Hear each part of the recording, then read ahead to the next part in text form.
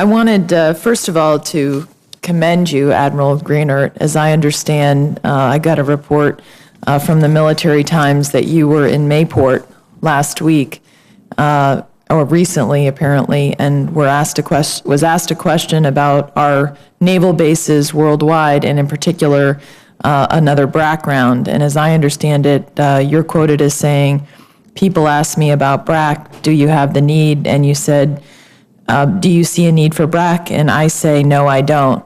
I want to commend you for that, because as I look at our needs for our Navy right now, particularly the work being done at our shipyards, including the Portsmouth Naval Shipyard, they're booked out in terms of their work. And so I'm not sure how, if we were to go down a BRAC round, we could do what we need to do in terms of not only really adding to the fleet, but also maintaining the fleet in the way that we would need to.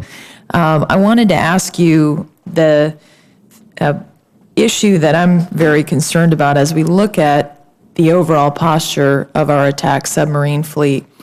As I understand it, even without going down the sequestration road, we're in a position that the number of attack submarine fleets actually decline from 54 currently to, as we go to 2029, 42.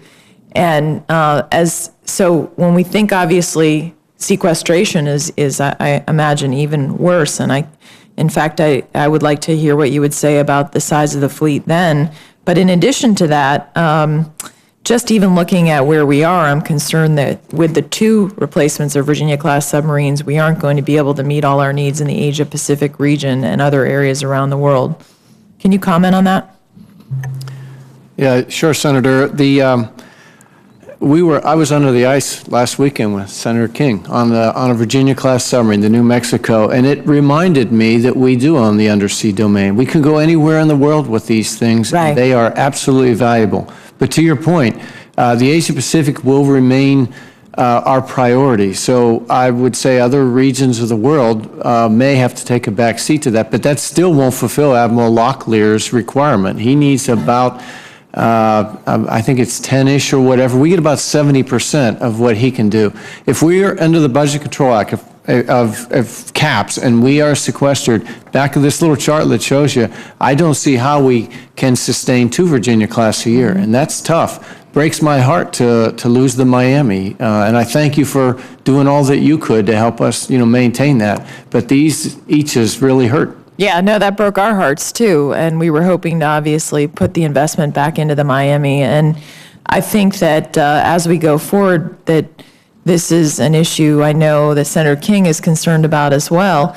But the fact is that the Chinese are investing more in their submarine fleet.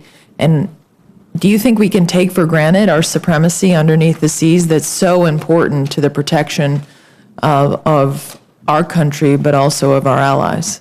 No, ma'am, we can't do that. We have it today, and that's what's so critical. It would be a shame to lose it. So I have to do everything I can to maintain that.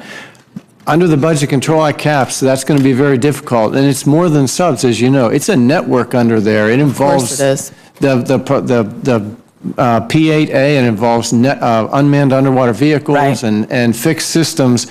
And we have to do the research and development to do that, to stay ahead. We are slipping, and we will slip further, and I'm very concerned if we go to BCA caps. Well, thank you, Admiral.